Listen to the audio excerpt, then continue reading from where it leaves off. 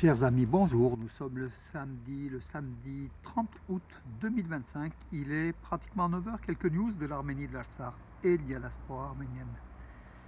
Publication des textes, des protocoles d'accord complets signés entre l'Arménie et les États-Unis, partenariat stratégique.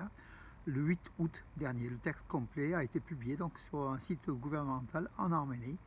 Donc on a tout le détail, vous pouvez lire, c'est plusieurs pages, c'est très intéressant. Ces accords regroupent énormément de domaines entre l'Arménie et les États-Unis, accords de partenariat stratégique. Par contre, aucun élément n'est indiqué sur ces accords pour la route Trump, donc la route du sud, à hauteur de Merli, qui va traverser l'Arménie entre Nakhitchevan et l'Azerbaïdjan. Donc aucun mot, rien. Mais bon, ce sera un texte séparé, je pense, à moins qu'il n'y en ait pas. On verra donc le détail peut-être plus tard. Mais voilà, on est un peu surpris qu'il n'y ait pas donc été indiqué ces relations entre les États-Unis et l'Arménie dans cet accord stratégique, donc le texte qui a été signé entre Yerevan et Washington, entre Donald Trump et Nicole Pachinian. Voilà, vous pouvez lire si vous avez un peu de temps, donc ça fait une bonne lecture pour ce samedi matin. Il y a quand même des éléments très intéressants et on voit que le texte a été poussé quand même à fond, donc voilà. Et on salue l'ambassadrice d'Arménie, donc Lilith Makuns, qui était en poste à Washington jusqu'à comment dirais-je, elle a été remplacée il y a 2 jours. Elle est devenue conseillère principale de Nicole Pachinian. Lilith Makuns, une très jeune diplomate anglophone, très douée. Voilà, elle a quand même contribué beaucoup dans l'élaboration, avec le ministère arménien bien sûr des Affaires étrangères, dans l'élaboration de ces textes d'accords.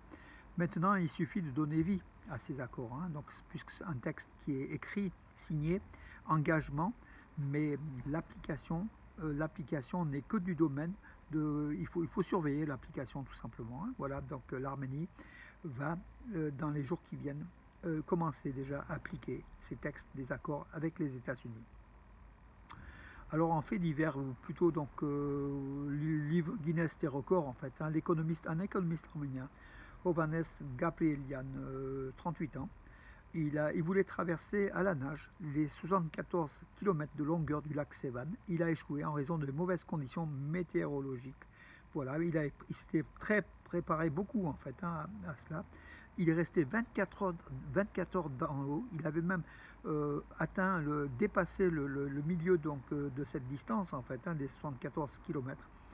Mais au regard de la dégradation du temps, tous ceux qui suivaient, donc les bateaux qui suivaient, donc tous ses collègues ont demandé d'arrêter et de recommencer une prochaine fois. Mais en tout cas, bravo à ce. En fait, oui, il a dû rester dans l'eau pratiquement pendant 30 heures. Donc là, il dit 24, mais c'est énorme. Donc voilà, donc bravo à 18, entre 15 et 20 degrés, le lac Sevan, 20 degrés en journée en ce mois d'août, mais plutôt dans les 10-15 degrés en milieu, surtout la nuit. Voilà, en tout cas, un record qui ne sert peut-être pas à grand-chose, mais en tout cas, bravo de l'avoir tenté une prochaine fois.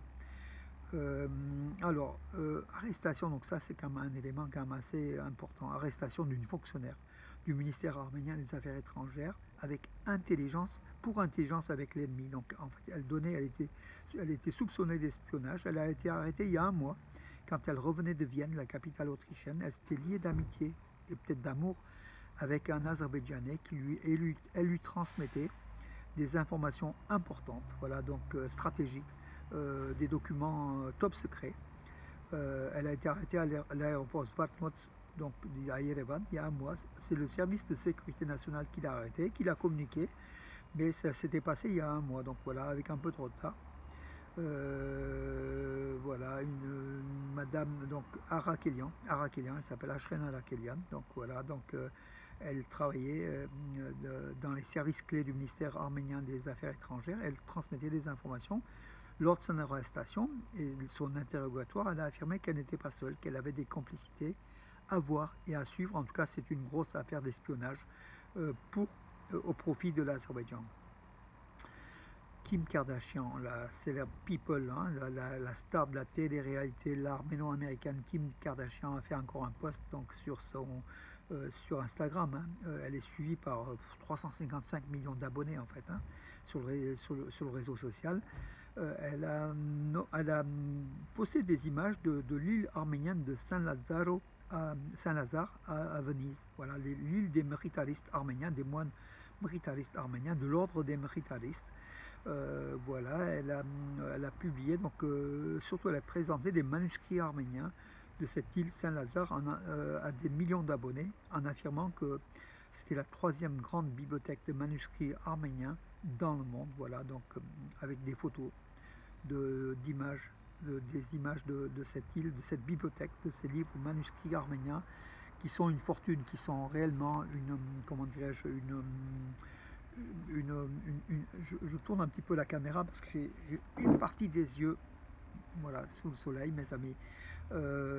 Voilà Kim Kardashian. En tout cas, merci de rappeler, de faire penser à l'Arménie, de rappeler que l'Arménie existe, en tout cas, face à des millions et des millions de suiveurs, tout simplement. Merci Kim Kardashian.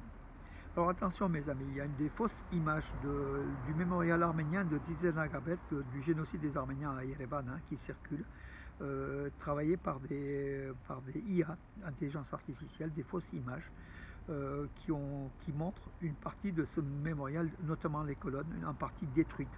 Donc attention, c'est du fake, hein, fake news. Ça a circulé beaucoup sur les réseaux sociaux en Arménie, mais en tout cas, après vérification de nos confrères de News AM, il s'avère que l'image a été travaillée, est une fausse image, pour peut-être aussi contrer la politique de Pachinian qui veut faire oublier le génocide des Arméniens, enfin prétendument, hein, voilà, c'est ce que les opposants affirment, et cette destruction du mémorial, parce qu'en ce moment, le mémorial est en train de reprendre une cure de jeunesse. On refait on refait un petit peu le bétonnage, les plaques qui reposent sur les structures donc, de ce mémorial du génocide. Et les opposants affirment que Nicole Pachinian fait tout pour détruire, donc pour ne pas parler du génocide des Arméniens, pour plaire à la Turquie et à l'Azerbaïdjan. Et cette destruction est programmée par Pachinian, ce sont les opposants. Hein. C'est un peu ridicule parce que ce n'est pas du tout le cas, mes amis. Pour une fois, on peut quand même affirmer que Pachinian ne fait rien pour détruire. Au contraire, il embellit, il investit donc de l'argent, le gouvernement arménien bien sûr, pour la réfection de ce musée mémorial du génocide, surtout le mémorial, hein, voilà l'esplanade du génocide, dont beaucoup de vous avez visité, j'en suis sûr.